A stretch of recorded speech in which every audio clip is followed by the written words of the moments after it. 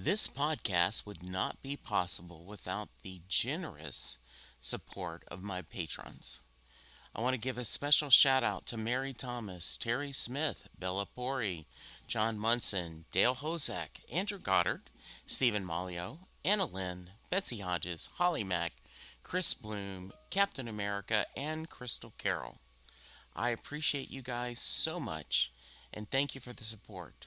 And if you want a shout out on the podcast, you can be a patron for as little as $1 a month. Let me hear from you. All of high school, much of high school, really into the whole kind of singer-songwriter scene. James Taylor, Harry Chapin. And then the shift happened.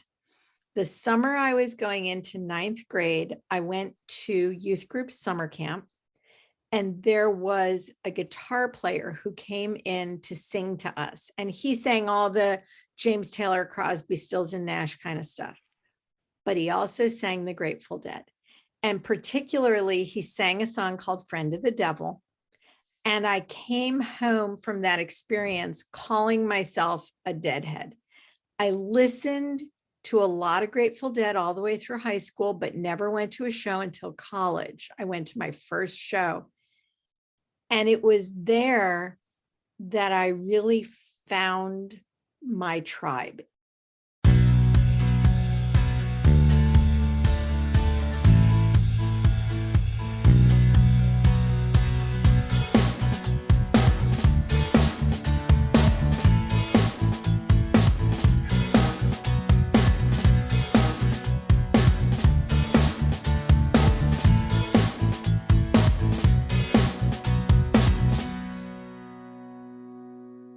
Hello, everyone, and welcome to a new episode of Set Lusting Bruce, your podcast all about Bruce Springsteen, his music, and mostly his fans.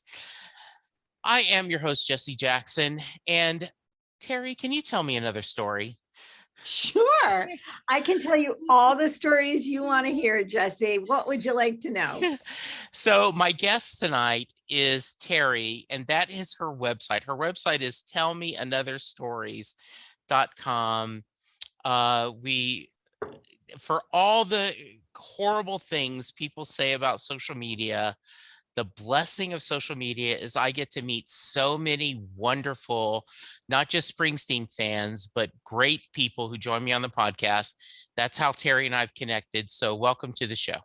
So glad to be here. Tell us a little about yourself.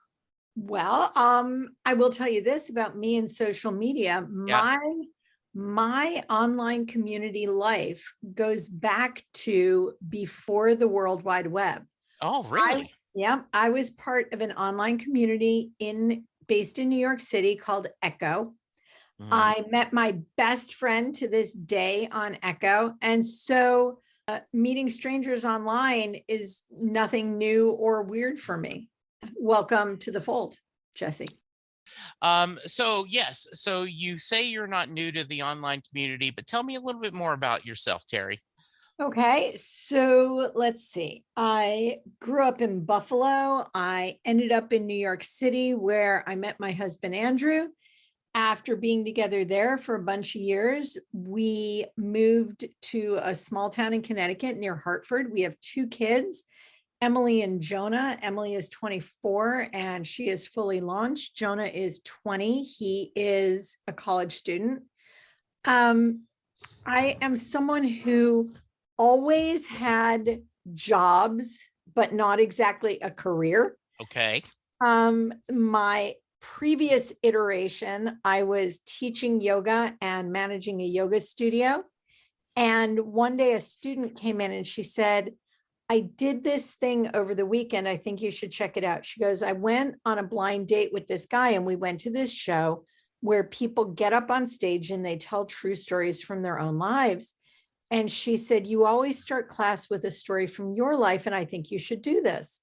So I checked it out. I took a workshop. I took another workshop, the yoga studio, and I parted ways. And my family was going to New York to see Hamilton for a Wednesday matinee. And we went in the night before because happening in the city was the Moth, which in case anybody listening doesn't know, the Moth also has a podcast. It's fantastic. And the Moth is the nation's premier true live storytelling organization. They run competitive events. And I showed up at this competitive event. I dropped my name in the hat. I told the story of my tattoo, which says, enjoy every sandwich. You might be familiar with that phrase as having come from the late, great Warren Zevon. It's kind of a way to say, enjoy every day, live every day to its fullest. But it's also a story of the last time I saw my father. And I told that story at the Moth. I won. I went on to win the next level competition. And after that, I decided to start my own business. So I launched Tell Me Another, which is a true live show here in the Hartford area. I offer online workshops. I do one-on-one coaching. I tell stories on stage all the time, all because Jennifer went on a date with this guy. And the best part of the story is she never saw him again. My whole life changed because of somebody else's blind date. Have you run into him or ever seen him and got to tell him thank you? I've never seen him, but she knows. She's been to the show a few times. I have no idea even who he is. That is but hilarious. She and I are still in touch on Facebook. Yeah. That is awesome. Yeah. That is great. I have always been told, I did not have a career either, kind of wandered around, didn't really know what to do. And right around when I was 30, I stumbled into my first call center job, answering phone calls, and turned out that I was kind of good at it. Yeah. And so then started my first, like 87 was my first call center job. I joined a company in 89. Stayed there till almost 2005, got another job, went to 2015, and then have been in my new job. I've been here a couple of years, and all being a contact center manager. I worked my way up, but I've been told by a couple of people that as well as being a manager, I'm a storyteller. And so that's why I love the idea of, telling stories and, and that's all this podcast is me talking to people and hearing their stories and sharing. So yeah, that's great. Yeah. So that's what I do professionally. And I love it. And I love getting to listen to other people and their stories. And I love it when somebody who thinks they don't have a story to tell or thinks they're too afraid to tell it actually gets up on my stage and shines. That's when it's the best.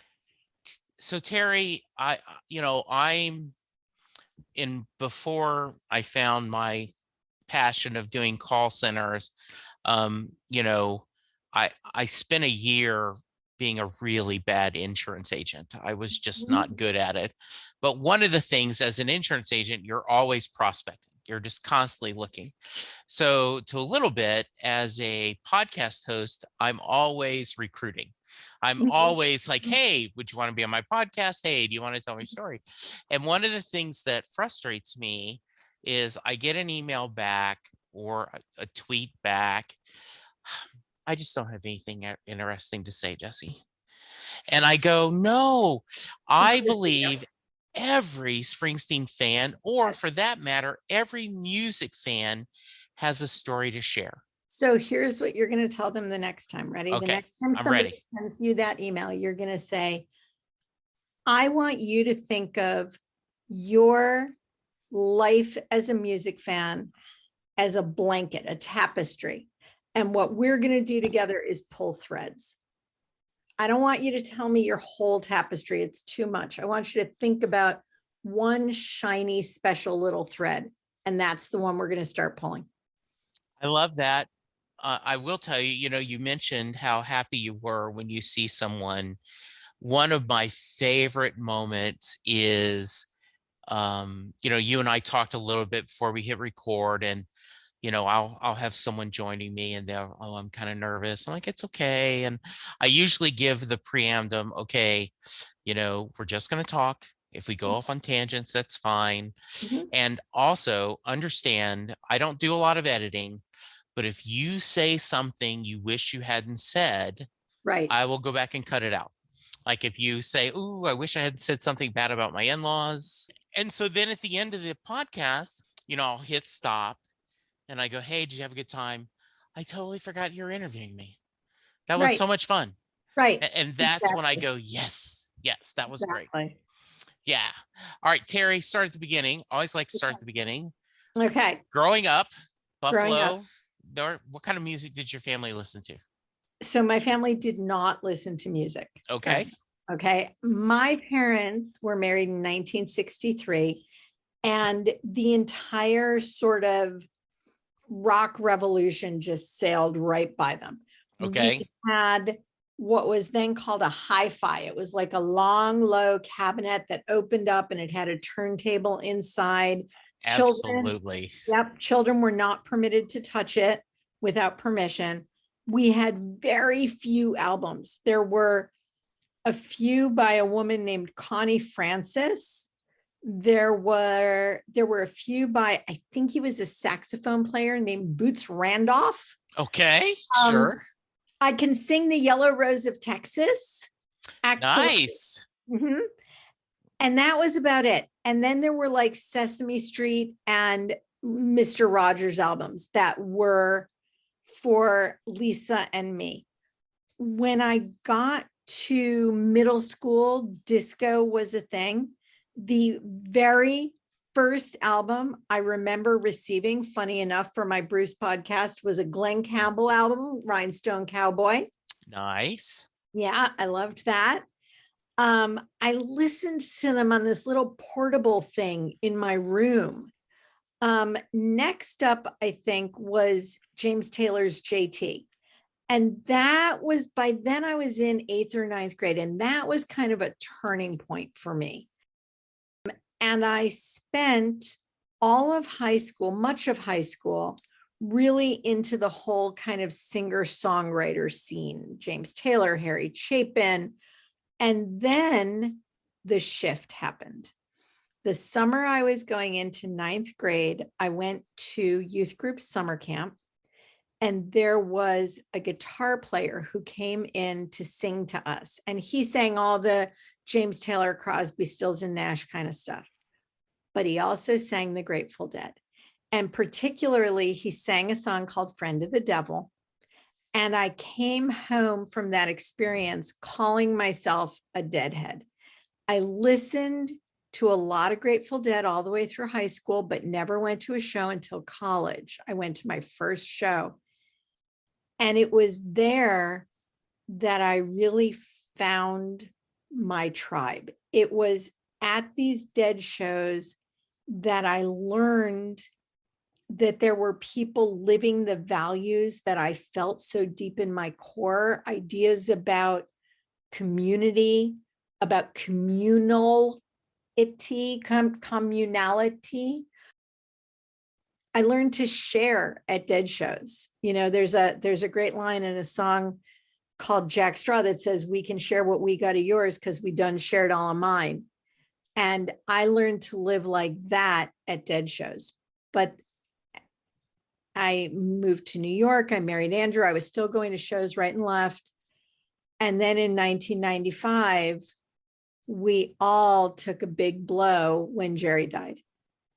And for a long time, I was kind of rudderless in the music world. I went to a couple of the further shows and stuff. It wasn't quite what I was looking for. My husband, all this time, was a Springsteen fan. Now, So hang on. I want to yep, just interrupt you one thing, because you gave me a curve and I love it. I was all set to tell you that if you grew up in the East Coast, yeah, you can make pretty good odds yeah, that you found Bruce either because a roommate at a summer camp brought an yep, album, yep, or a counselor Nope. played out Bruce on an album. I mean, No. 30, None of 40, this. 30, 40% of my guests who Yeah. grew up in None the of East this. Coast, right?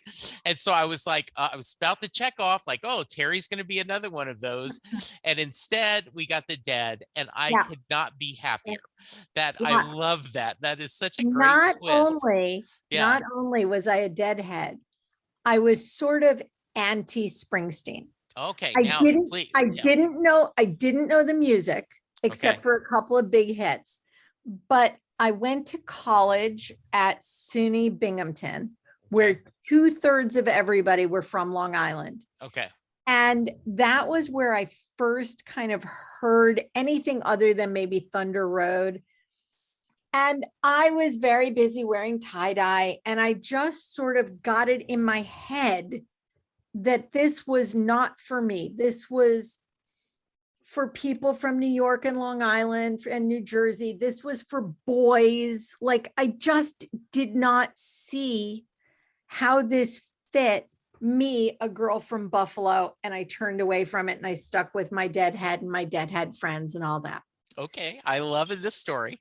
Yeah. But now to go back, you said Okay. your husband, on the other hand, had kind of sort of been, you Mhm. guys had a little bit of a mixed marriage, right? He was seeing Exactly Bruce, so. he was seeing Bruce on the side. He was Like, seeing Bruce on the side. okay. It was more like an open marriage because he knew I had my whole Deadhead thing going on. Yes. I went to a show in between my wedding and our honeymoon. I was at Madison Square Garden for a Dead show. That is awesome. I was very serious about this.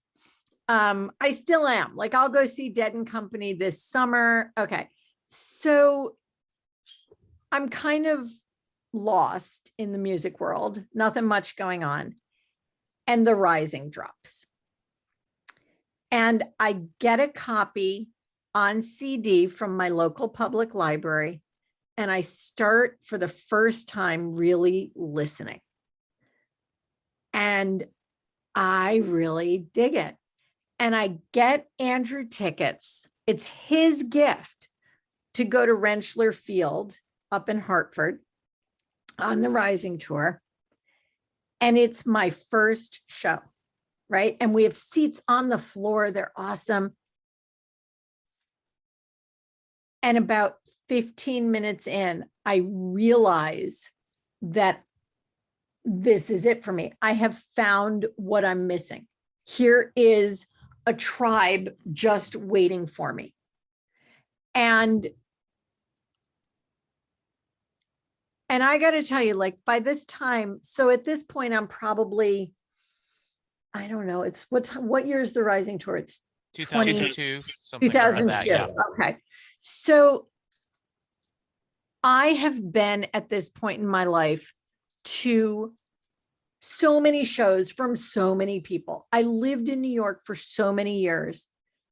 I've seen just about everybody I would ever want to see. And I had never seen anyone bring it that hard for that long in my life. And I just wanted more. And so since then, you know, it's funny, Jesse, I'll tell you, I was driving today. Mm-hmm. And they were playing on E Street Radio. They were playing one of the shows from Mohegan Sun, which is like in my backyard. Right. And when I was driving, it was at the end, it was 10th Avenue Freeze Out, and then it was Shout, and then Bruce is introducing the band. And he goes through the whole band, and then we get to, you know, I want you to go home and wake up your neighbors and get them out of their bed in their pajamas, and I want you to tell them. And I'm driving and I'm so choked up. This happens to me a lot at that moment in the show when I'm listening to the recordings and we get to the roll call and we get to the audience yelling E Street Band. I cry a little because I want it so bad. We all do. We do. So what I find wonderful is I was a casual Springsteen fan. Certainly remember Buying the River and I've told this story many times on the podcast. One of my wife's oldest friends went to school in the East Coast. She came back in 1980 talking about this guy, Bruce Springsteen. Then Hungry Heart happened. And then, like everyone else, I bought Born in the USA and Tunnel of Love, and I bought the box set. But then kind of we had our first child in 89, our only child, kind of moved on, right? And so the Rising drops, and I remember them that Friday night, it telethon, that fundraiser, and it opens with the E Street Band singing My City of Run, and I went, oh wow, that's something special. And so for various reasons, I had never seen Bruce perform live, partly because I grew up in Louisiana, partly because, we didn't move to Dallas till 86. So I wasn't seeing. Then the reunion tour, something was going on. I couldn't go. So 2002, he's coming, and I'm like, I'm going to see Bruce Springsteen. I've always wanted to see Bruce Springsteen. I'm going to see Bruce Springsteen. And so we have seats, and they are at the very top of the, arena. And like Linda and two of our best friends are going with us. Linda said, you want something to drink? I go, no, because I don't want to have to go to the bathroom. Right. And so I knew hardly any of the songs, right? Because I had not done my homework. I had not listened to The Rising over and over again. Right. Got Jungle Land, and, I didn't know I just hardly knew anything. And what I tell people is it was like I'd sat in the middle of a movie, and I could tell it was a really good movie, but I just didn't understand exactly what was happening.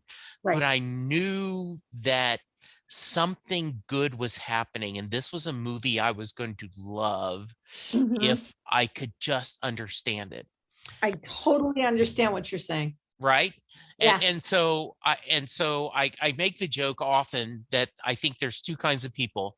Someone who goes to their first Bruce show and go, wow, that was long. And then the second is, oh my God, when can I do this again? Right. So tomorrow I'm doing it. I'm ready to do it again right now. And so when Devils and Dust came out, I played that CD constantly. Not my favorite, but no, I get it, but I'm saying it will always have a special place in my heart because I played it over and over again. And that was my second show. Yep.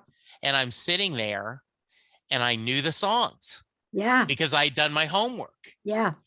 And and exactly that sense of,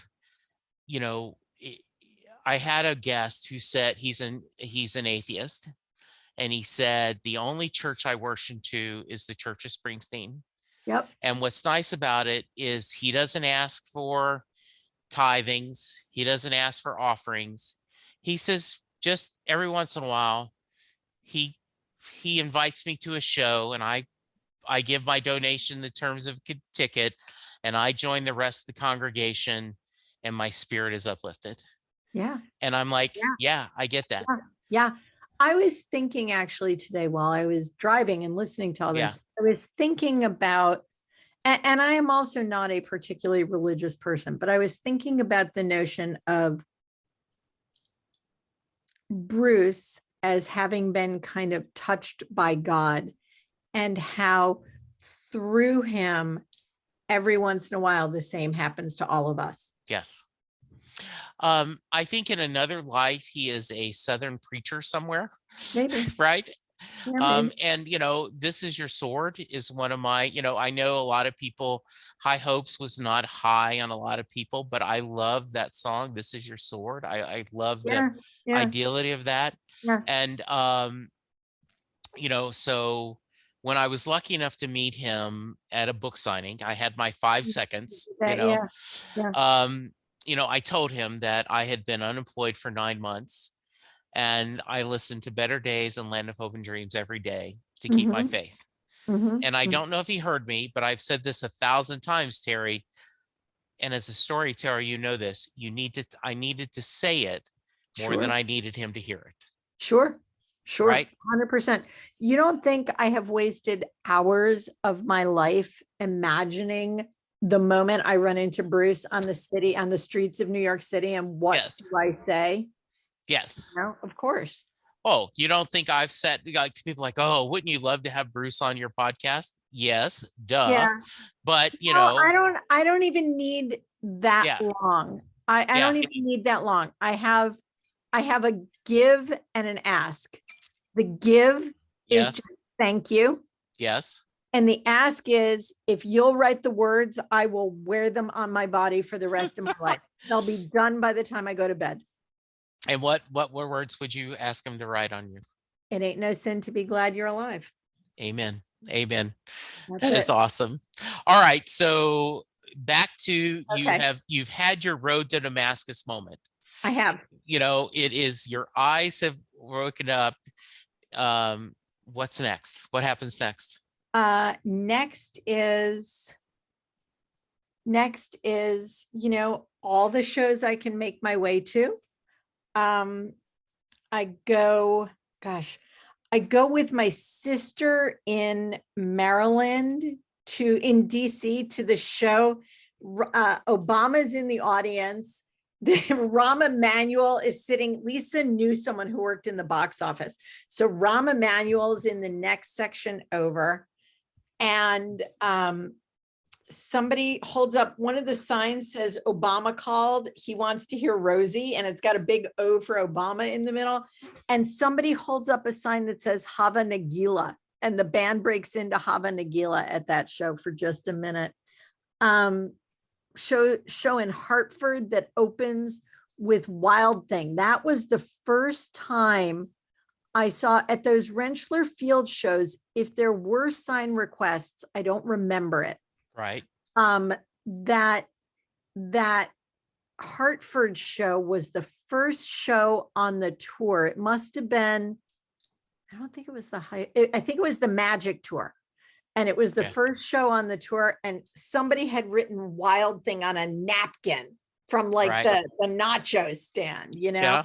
And that was the first time I saw the band, playing to the signs. And that was really something for me, in a lifetime of concert going. My favorite moment is not the deep cuts, which is always somebody, I know that's other people's favorite moments. Right. My favorite moment is when the band pulls out some crazy cover that you did not see coming. And every word to that song, because who doesn't? It's that kind of cover. So back in 2012, they were about to go on the High Hopes tour. And before that, they announced that the NCAA tournament was happening in Dallas at Jerry World, and they were going to do a free show. Yeah. And so I'm there, and it's a little cold and it's a little misty. And Bruce talked about, he says, this is good weather to play in. He said, it may not be a good weather to be in an audience, but this is good weather for us to play, and they're all in scarves and everything.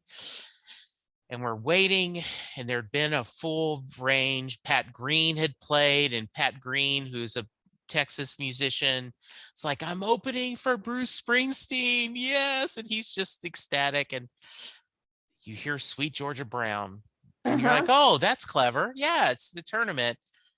And and it's online. You saw it. I mean, him and Niels do a jump ball, and the band goes into jump.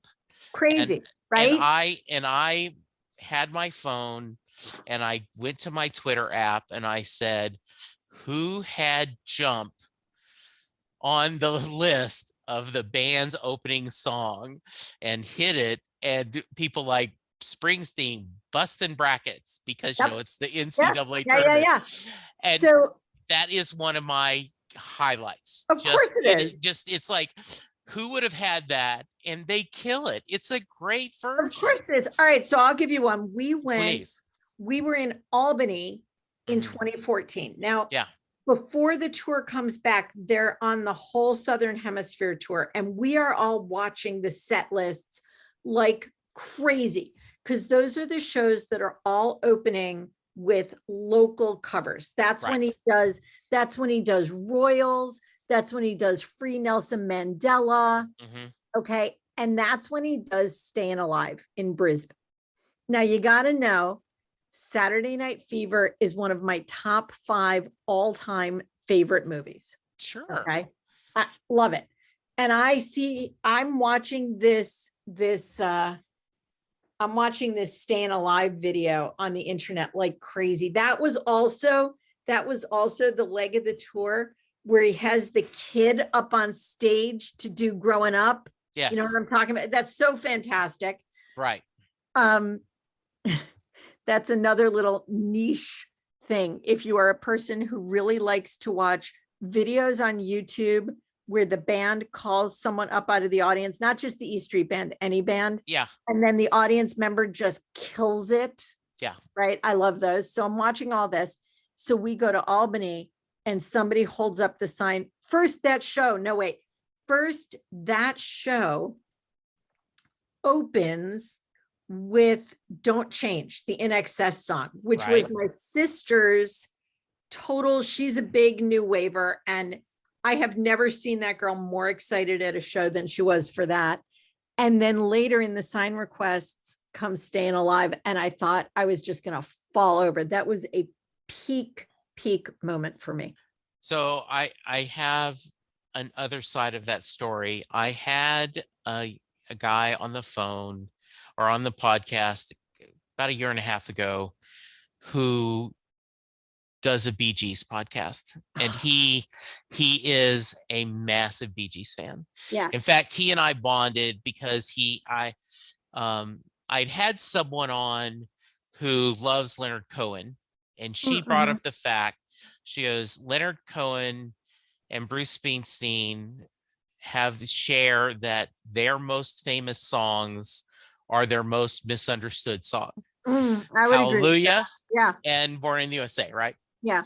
So this guy is talking about the Bee Gees, and he said, I said, I bet you, I said, when someone tells me I don't like Bruce Springsteen's music, my first question is, have you listened to anything besides Born in the USA, that CD? And he says, yes. I say, have you listened to anything besides Saturday Night Fever about the Bee Gees, right? Right. Sure. So I'm telling him how much I loved Bruce's version of, Staying Alive. He and I had a great time. He sent me 10 songs that are obscure Bee Gees songs for me to enjoy. I sent him 10 Bruce songs, and we did a back and forth kind of do a podcast. But anyway, he tells the story. He's only ever seen the Bee Gees once, and he's never seen the Bee Gees. It was Barry Gibb by himself. Yeah. So he says, I'm there. He says, this is my life. I have loved this. Here it is. And he does, I'm on fire. And I'm going, because Barry Gibb said a few days ago, Bruce Springsteen did Staying Alive. I was so honored. I'm going to do I'm on fire in honor of him. And that's he goes, good choice for Barry Gibb. Yeah, it was a great, but my friend goes, it was a great cover, but this is my only chance to see you live, and you're giving me a cover. There were a lot of people after that Albany show on the boards. There were a lot of people who were not happy because there were so many covers. There was a lot of, I go to a Bruce Springsteen show to hear Bruce Springsteen songs. My feeling is I just go to hear the band play. So, there was a couple of guys who were really young and that were doing a podcast for a while, and they made the joke that the E Street Band should just tour being a covers band. They should just do a whole tour of nothing but covers. There was a great quote. Nils was quoted in the Washington Post. He said, and this is already a long time ago. He said, between us all on stage, you're looking at 100 years of bar band experience. We can play it all. Yeah, exactly. you know. And So, if they ever released like a covers live album, oh, I would have that thing downloaded so oh, fast. me too. That's Because they've done a little bit of that, like in Spotify or playlists, but absolutely, if they did, like, if I would love that. I would love that so much. I But always like, wait. I'm going to yeah, ask you a question about the sure, covers. I'll interview you for a second. please, anytime. So my sign requests, if I were going Yeah, to make sign requests, I'm down to two, okay, both of which are covers. I'll tell you mine in a minute. But if okay, you were going to make a sign request and it had a cover on it, what would it be? easy. I've talked about this all the time. I grew up, my I was born in Louisiana, and once my dad retired from Army and my mom and dad divorced, I moved to Louisiana. Mhm. We stayed. That's where my wife is from. My mom still lives in Louisiana, but Linda and I both went to McNeese State University. She graduated. I dropped out, but Jolie Blanc is the Oh, McNeese State yeah, cover fight yeah, song. a good one. Yeah, and so absolutely, if when you ask, like, I'm going to ask you later, what are songs you're still chasing? Okay. Jolie Blanc is top 5 of songs that Yeah, I that's would a good just one. lose my blank. If at a show he started playing that, I would just go Yeah, crazy. that's a good one. I like Yeah. that. Mhm. And then he would never do this, but early in his career, he did When I Grow Up to Be a Man, the Beach Boy song. And Uh-huh. you can find just the audio. Much like you were a Grateful Dead fan first, Yep. I was a Brian Wilson Beach Boy fan Yep. fanatic, and still incredibly Yep. passionate Yep. before I moved to Bruce. So any Girls in My Summer Clothes, I feel like, is I love his that. version of a Beach Boy I song. love that one too. Yeah. So what Have are you the ever two? seen, there's a website that I can't think of the name of it, Yeah. and she's logged every cover ever. Mhm. Yeah. Yes, I did use that. I can't Right. think of what it's called, but it's Yeah, amazing. it is. Yeah. What are my two you were going to ask me? Yes, So please. one is because of my tattoo, which says enjoy every sandwich. So one is Werewolves of London, because I Oh, want that'd to be howl fun. with everybody. Yeah. And the other is the song that I would like to hear any band cover. I think it's the most coverable song in the history of rock and roll, and that's Watchtower. Okay. Nice. I get that. That'd be good. There is a great you can see it on YouTube. There's a version with Bruce and Neil Young, and it's completely just insane. It's so good. I was at the Nashville show where they did Satisfaction and Burning Love. Nice. And Nice. those that was I love Burning Love. yes. Yeah. And so I would Suspicious Mind would be another good one. $100%. I've heard him when it's a group of them doing it, but that would be a fun song. 100%. Yeah. I always like to preface this with the amount of shows you've seen is not a fair barometer of your fandom, but do you track? And if so, how many? I lost track along the way. Yeah. More than a dozen, less than 100. I don't know. How about Grateful Dead? 50. I don't know. And then do you count Dead and Company? I don't know, Yeah. And do you get bonus stars if like you flew to California to do it? I don't know. It's the years, not the numbers to me. Yes. Yeah. I get that. I do have somewhere in my house, I have a box full of ticket stubs. One of the things that bums me out these days is no more ticket stubs. No, you don't. I know, but I have ticket stubs that go back to like 1980, my first concert, Chicago. I have a whole box, and then they just disappeared. Chicago is whatever is remaining of Chicago is touring with Brian Wilson this summer, and I may go see them. I am not going to see them, but I am going, I think this summer. My girlfriend and I were talking about taking a trip, and we were trying to figure out where we want to go and what we want to see. And she said, is there a concert you'd like to go to or a venue? And I thought for a minute, and I said, there is one venue on my bucket list. There is one venue above all others where I've never been and I want to go. I said, I would like to see Red Rocks before I die. Yeah, that would Yeah. be a great Have you venue ever to go to. been? No, I haven't. I Yeah. would love to So see I that. think this summer we're taking a trip to Red Rocks. Oh, that's good. But I think that Chicago was midweek. But I will just tell you this before we move on about Chicago and my first concert. So Chicago was my first favorite band. Right. And I think there is a direct through line from how much I love Chicago to how much I love the band when it has a full horn and string section. I want you to jam as many musicians on the stage as you can and make as much noise as you can. And I want you to do it in one of those crappy old cinder block arenas where the noise just bounces all around. That's how I like it best. When I first started doing the podcast 4 or 5 years ago, one of the questions I would ask is, and it kind of, things change in and out, but back then I would ask, what's your preferred? Do you want the E Street Band Orchestra? The band on steroids, when we had like the Wrecking Ball tour where, or do you want just the core band?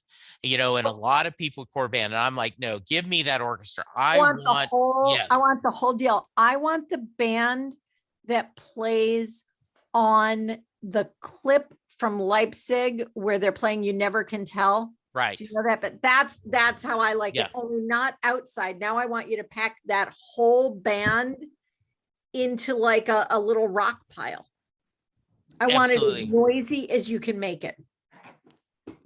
One thing I thought was odd is I bought the No Nukes DVD, the film, and I'm like, there's so few people on stage. Yeah. because we're now used to, we have little Steven and Niels, and we have Susie, and back then it's like, no, it looks so much fewer people on stage. Yep. Yeah, that's great. So Terry, I heard you were on Jeopardy. Talk to me a little bit about that. Okay. Changing subject. I appeared on Jeopardy on January 6th. I played Amy Schneider. I came close for the first time in a long time. The day I was on, Final Jeopardy actually mattered. She didn't have it all sewn up by the time we got to Final Jeopardy, but in the end, I could not quite pull it out, and I went home not a winner, which was a bummer, but the whole experience was pretty amazing.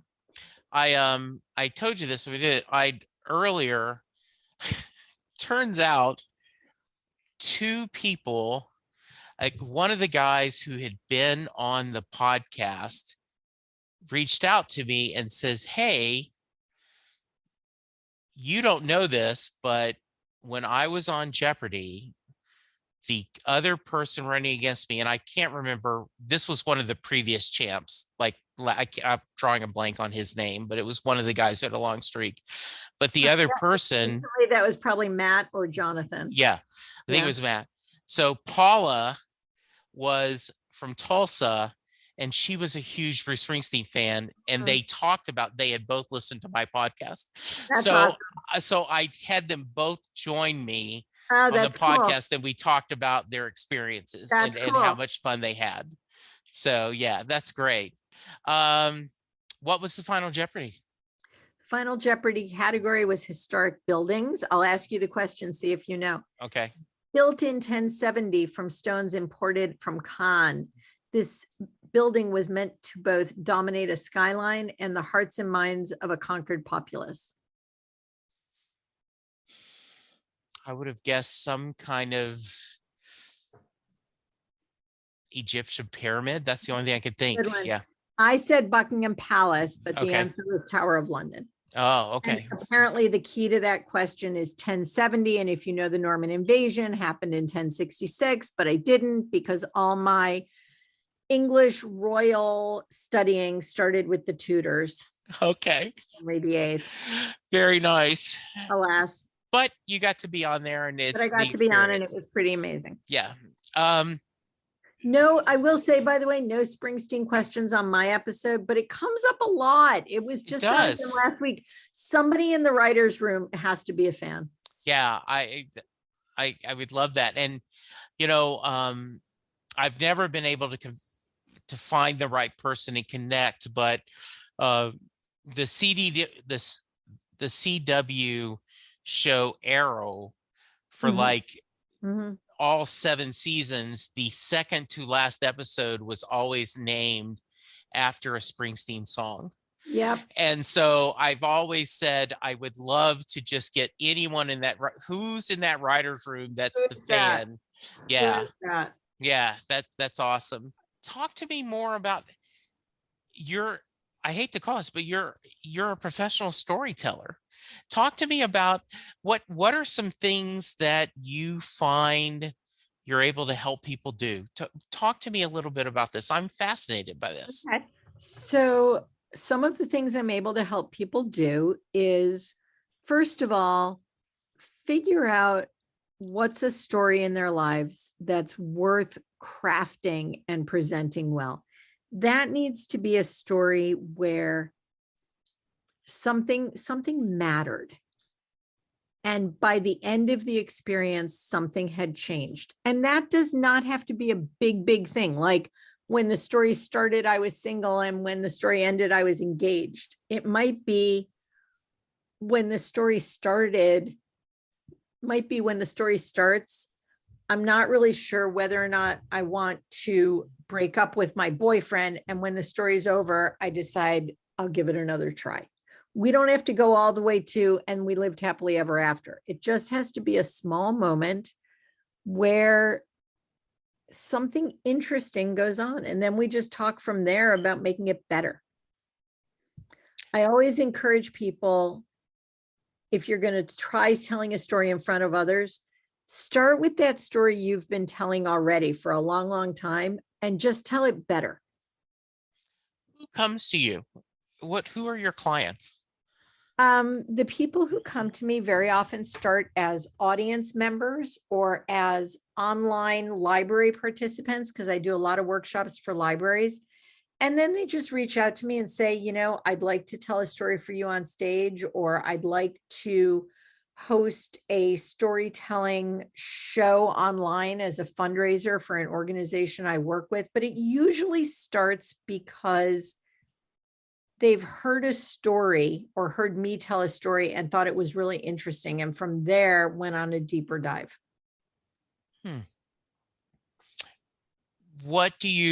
Is there common things that get in people's way of expressing themselves, of telling their own truth, their own story?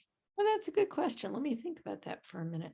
The first thing that gets in people's way, I think, is this idea that nothing interesting has ever happened to me. Which, if you were to go to my website and listen to some of the things that I tell stories about, you would see is patently false. I just recently told a story about visiting my daughter at her job at Disney World in August, and it was so hot that I literally thought I was going to die. I thought there was a possibility I was just going to lie down and never get up again. That's not a big moment. That's not like I foiled a bank robbery. Right. And the other thing that happens is people are afraid of public speaking. And to that, I would say, look, I don't quite relate. As I like to say it, I was born in the front row with my hand in the air, but I understand that it's a problem for other people. And I would say practice and preparation will get you far. Nobody gets up at a storytelling show and wings it. It's not, look, I can come and do your podcast. I looked at the questions. I thought about some stuff, but I am a professional public speaker. I can get up and wing it. If you're not sure that you can do that, look at the questions Jesse's going to ask ahead of time and think about what you want to say. Talk about it to yourself in the shower. Practice. Every once in a while, I'll get someone who will, do you want the answers now? I'm like, no, no, no. This is just, I want to give you a kind of Right. rough agenda of Sure. what we're going to talk about. And um, every once in a while, and I love my guests who do this, all of a sudden I will get an email back and they've answered every question. Right. And I'm like, and I will tell them before we hit record, I said, I've not read your email.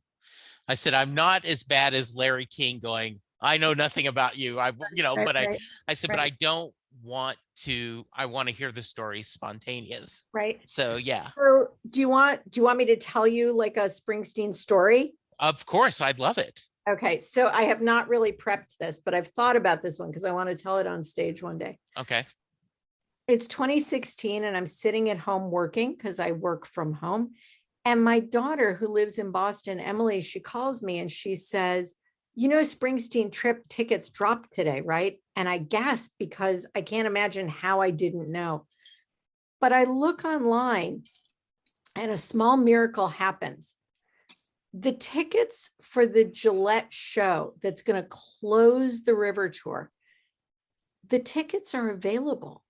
And not only are tickets available, but 15th row floor seats are available hours after the tickets went on sale. I can't imagine why they're there, but I know enough to put them in my cart and check out as soon as I can. And I have a pair of tickets to this amazing show. My girlfriend who lives across the street, Karen, she doesn't want to go. And my sister, Lisa, she doesn't want to go. And I asked my son, Jonah, he's 14, would you like to go to the show with me? Jonah went with me to the river tour in Hartford, but didn't really like it because it wasn't so much a greatest hits show, right? The whole River album is a long album, but he agrees to go. He's a freshman in high school. And the day of the show, I pick him up straight from school and we drive up to Gillette. We have sandwiches in the car, we park, we walk to the stadium, and we make our way to these seats, which are better than any we've ever had for a show before. I know that Jonah has made a wish. Jonah's favorite Springsteen song is Jungle Land. And what I know that Jonah doesn't know is that it hasn't been played in like 2 weeks. I have been watching the set lists obsessively, wondering if Jonah's going to get his wish. The show opens and we listen to a whole bunch of really great stuff. Jonah needs some water and we make our way back to the kiosk. The band is playing Kitty's Back and I know that Rosalita is going to come next. Sure enough, it does. And Jonah and I make our way.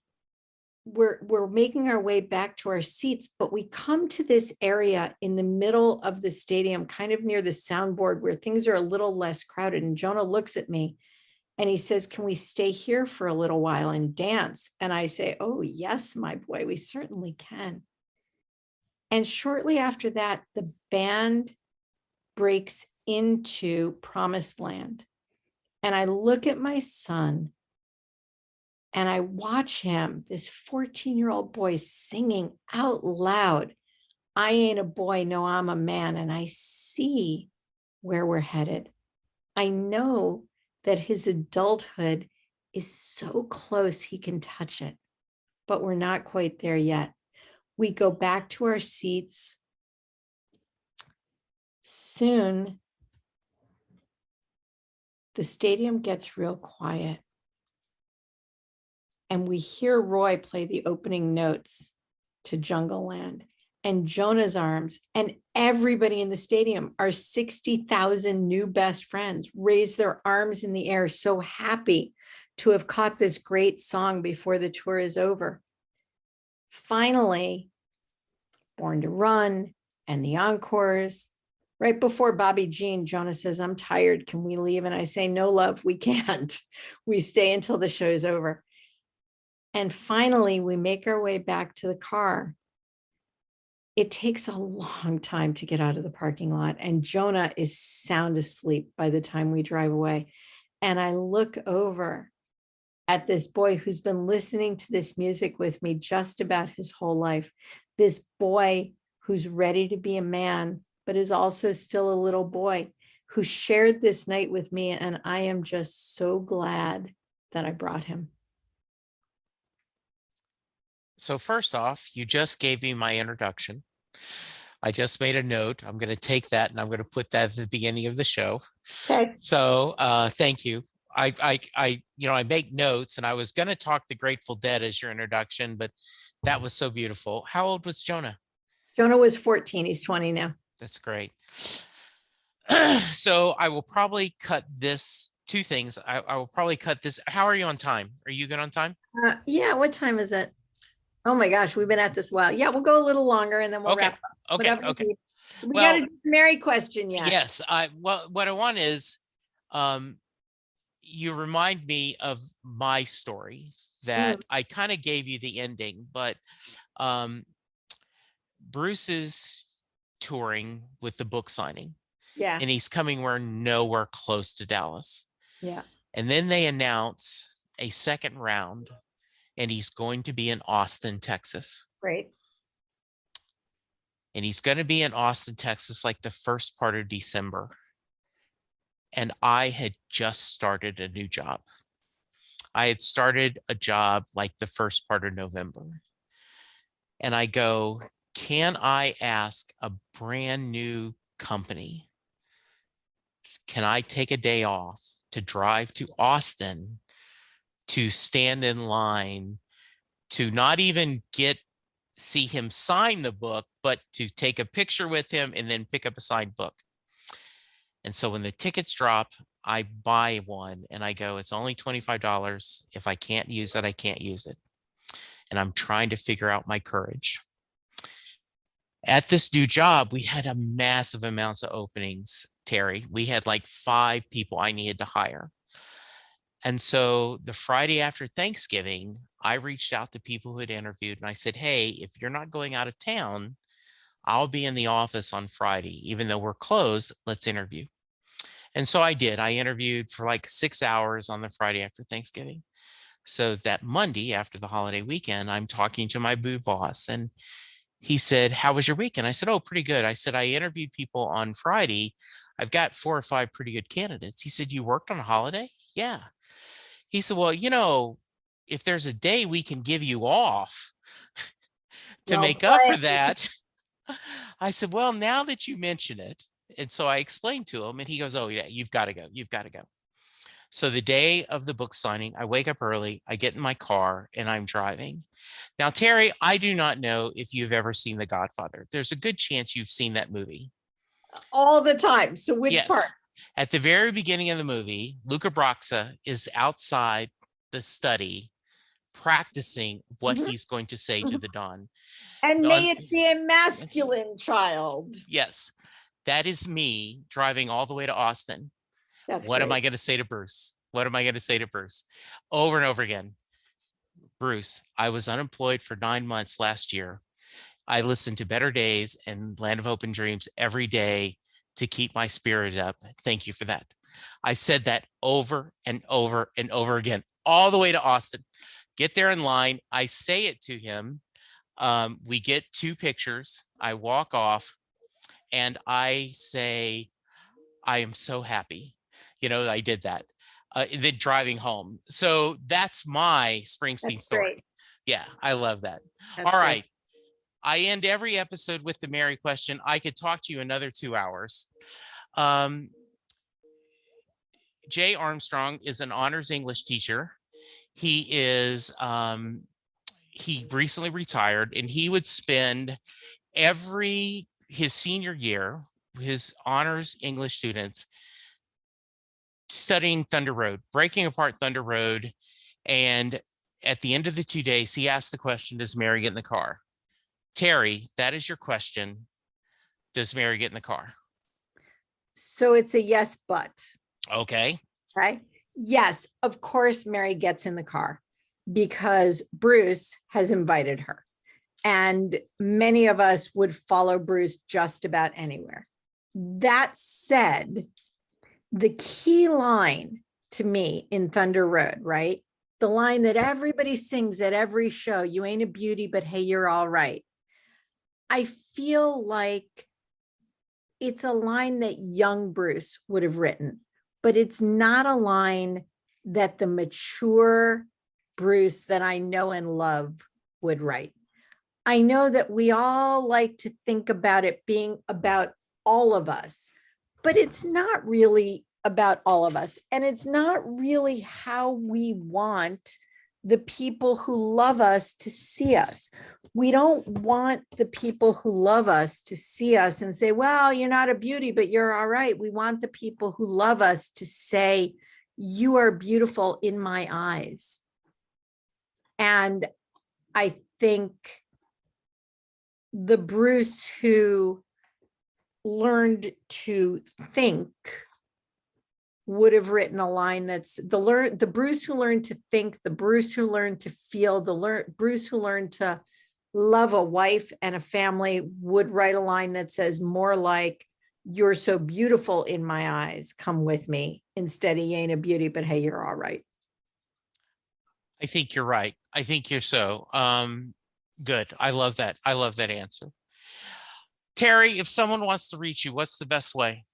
Oh, come to my website, www.tellmeanotherstories.com. Listen to some stories, see what I'm up to, invite me to you. I will come online. I will come to where you are. I will go anywhere. There is no place, no people, no things that don't interest me. Reach out. I'll say yes. I love that. I hope you come back on the show. I've had so much fun visiting with you. Thank you so much. Thanks so much for having me. I do need to, the other question is Sure. there anything I should have asked you that I haven't? Is there anything you should have asked me that I haven't? Well, we Yes. talked about what my sign requests would be. We talked about my history going to shows. We talked about I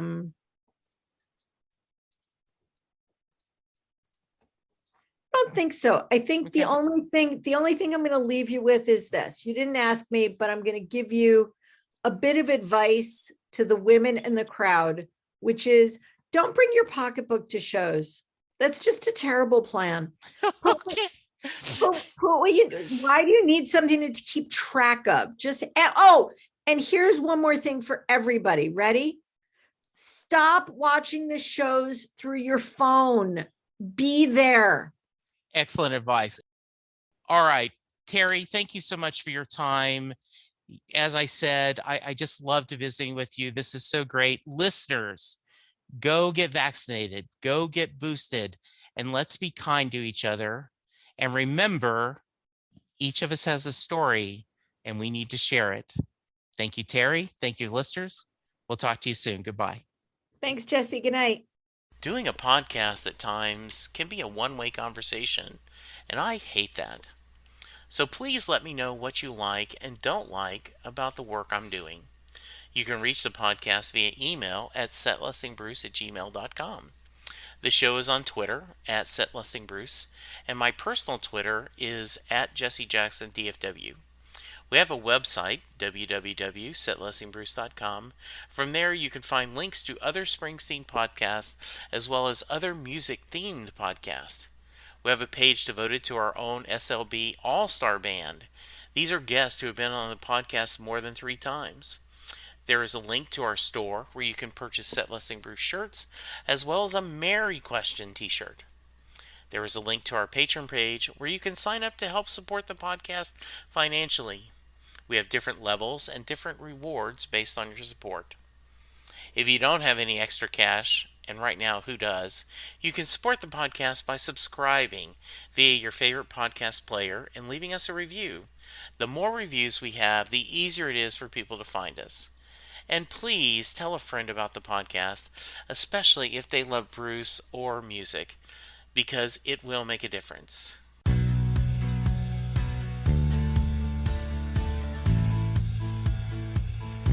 You just heard the fun talking, hard rocking, music loving, album ranking, fan thinking, joy spreading, lyric reading, story sharing podcast that is the one, the only Set Listing Bruce.